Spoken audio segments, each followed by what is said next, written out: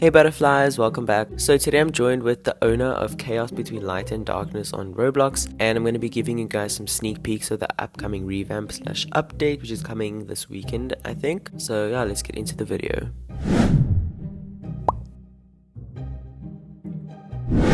So let's get into the character selection GUI first and all the characters and skins that are currently in the game. So as you can see, this is what the selection screen looks like. It's really detailed and I'm actually obsessed with it. It's one of the most detailed ones I've seen on Roblox. And as you can see, we have witches, pagans and mortals. We have Sabrina Morningstar, Sabrina Spellman, Zelda Spellman, Hilda Spellman, Ambrose Spellman, Prudence Blackwood, Agatha Knight, Dorcas Knight, Father Blackwood, Nicholas Scratch, Caliban, Lilith, Lucifer Morningstar, Edward Spellman, Mambo Marie, and Pesta.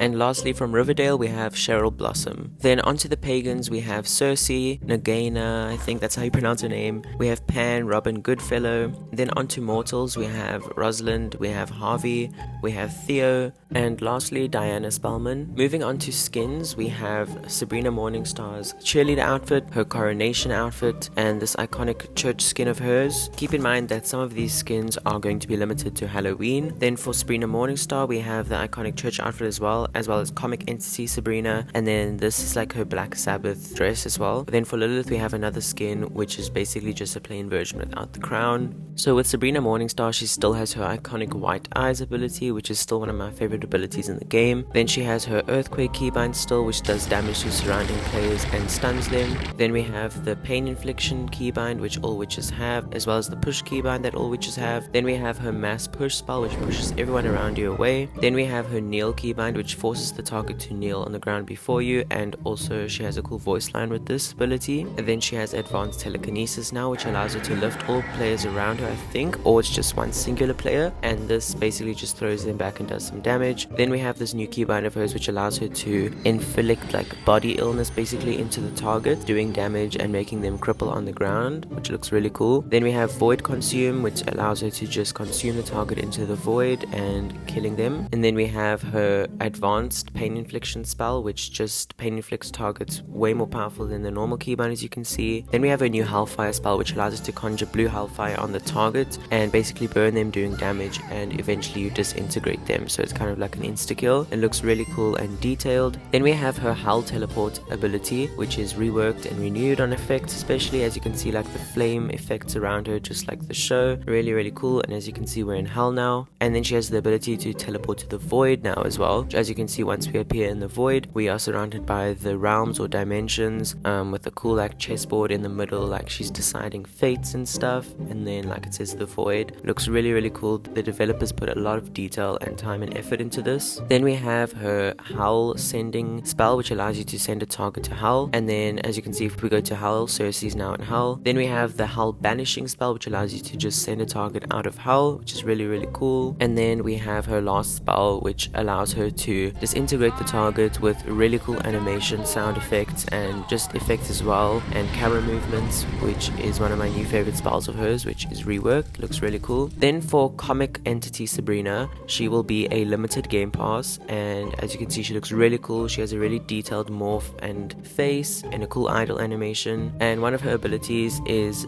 this cosmic outburst, which allows her to outburst these flames in the sky and basically light people on fire around you, and it does a lot of damage. As you can see, it basically insta-killed Hilda, so that's really OP, really cool. And then she has access to blood choke, which allows her to just make the target choke on their own blood, dealing some damage. Then we have outburst, which allows her to push everyone around her away, doing a bit of damage. Then we have head rip, which allows you to rip the target's head off and insta-kill them basically, but I'm not sure if they have to be below a certain amount of health. Then we have Lilith, and she definitely has my favorite outfit in the game so far, other than Sabrina Morningstar, and she has access to her scream keybind, which kind of lagged for me a bit, but it looks really cool. Does a lot of damage, cool sound effects as well, and a voice line. Then we have advanced telekinesis as well, allowing her to pick up people and then throw them back, dealing damage. Then we have mind rot, allows her to pain inflict the target from behind their head, basically rotting their mind and dealing quite a bit of damage. Then we have mass pain, which you guys probably saw in the Discord server in reveals. If you have not joined that yet, make sure to join will be in the description below. So yeah, really cool sound effects as well, and does a lot of damage to players around you. It affects everyone around you. Then for Lucifer, also one of my favorite morphs,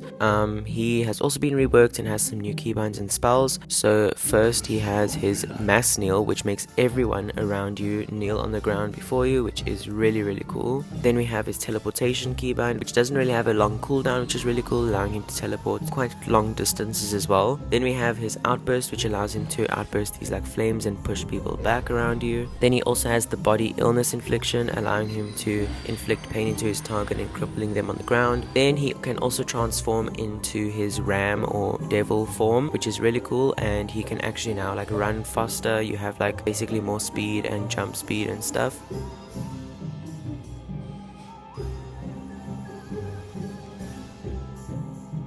And then you can always just turn back with free will whenever you want. Then one of his custom spells allows him to disable all witches' powers around him, basically making them powerless for 2 minutes, and he has a really cool voice line and animation for it, basically just stunning the target, and then after the spell they won't be able to use magic for 2 minutes and be useless. As you can see, when Edward tries to use Ignis on me, he can't because his magic is no longer working. Then Lucifer can also resurrect people from the other side with the spell that he has access to, and it allows him to just pull people back into the living realm.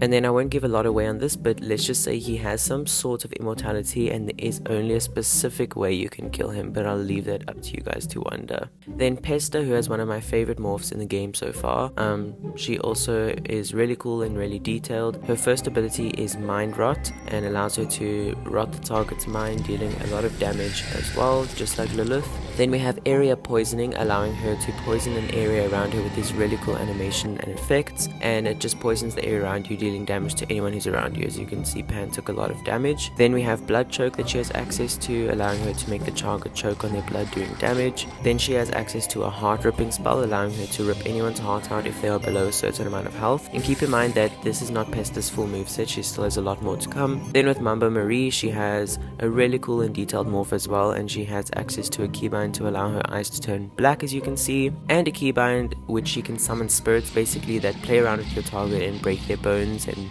push them around, doing a lot of damage as well with really cool sound effects and animations. Then she also has a self-healing spell. As you can see, when I use the keybind, my health goes up really quickly, which is a really useful keybind. Then with Cheryl Blossom, she has access to the Phoenix outburst, allowing her to outburst the Phoenix, dealing a lot of damage to players around you. As you can see, the effects look really cool, and it did quite a lot of damage to Sabrina Spellman. Now I'm going to show you guys a bit of the map of how it looks. So around mid, which is one of the main spawn points, you can see it's decorated in Halloween and fall decorations, like a really Halloween themed festive vibe with some Halloween music as well. Then we have this little carnival teaser with the Halloween NPC, which is still in the works. She'll be able to teleport you to the maze and give you some stuff. And then we have Hell, which looks really cool. I'm obsessed with it. It's been reworked and redone. It's a lot bigger now, and as you can see on the throne, we can now sit with a really cool animation. And just keep in mind that there are a lot of other stuff to add. The game is still being finished up, but it should be close to done on release. And yeah, so that's Hell. Will be really good for scene recreation and TikToks and content. Then if we go over to the mines and travel through the tunnels for a bit, you'll find like this shrine or this prophecy of Sabrina Spellman, just like it did in the show, which is really cool and really detailed. Then after going through the tunnels some more, of course, we have the gates of Hell, which also are reworked and look really cool. The detail in them is insane. And obviously you can enter, and Sabrina has a custom voice line when entering. And then at the Spellman residence also looks really cool, and inside it's been completely redone and reworked. As you can see, it's like really accurate to the show, very vintage, and it just gives a lot of the Spellman vibe. So as you can see, we have like this little sitting area by the entrance, and then we have grand hall entrance with the stairs. Then over here we have the dining room, which is one of my favorite rooms. It's really eerie, which I love. And then we have the sitting room or lounge room over here, and then the apothecary, I think it's called, which is where Hilda works at. Then here's the iconic kitchen, of course. And then if we go to the right side of the staircase and we go down to the basement, of course, we have the Spellman mortuary, however you say that, which is basically where Ambrose does all of his stuff. And there's probably a lot of more detail and stuff to add, just keep that in mind. Then when we go upstairs, we have 3 bedrooms we have access to. We have access to bathroom, which has these interactive candles you can turn on and off, and a lot of detail in the bathroom. Then we have Hilda and Zelda's room, which looks really cute. It definitely gives off their vibe. And then we have Sabrina Spellman's room, which is really cute. I'm literally obsessed with it. Lots of detail and lots of thought put into it. And then around the map there'll be like these mirrors where you can change your outfit, but I'll leave you guys to wonder how that works. Then we have the desecrated church, which is one of my favorite locations on the map. Also really detailed, really spooky vibe, and has been reworked. Then one of the last places is the maze, which you can now basically enter and try to get to the end. I'm not going to show you the whole thing though, I'll just show you a bit. Just keep in mind again that a lot of the stuff is still being finalized and redone, so I'm just going to show you some sneak peeks because I don't want you guys to get like the whole view of the game. This is just supposed to be a teaser for you guys. So as you can see, we are at the maze and it looks really cool, really detailed of course. And when you enter the maze, you will come across the scarecrow entity, which actually caught me off guard and kind of scared me, and it will chase you and then eventually just kill you and do damage. As you can see, it's killing the owner of the game. Pretty iconic. So yeah, that'll be it for the video. If you guys enjoyed, make sure to like, subscribe, and hit the notification bell so you don't miss any new videos, and join the Discord server below. The game is releasing in a few days, and I'll see you guys next time. Bye.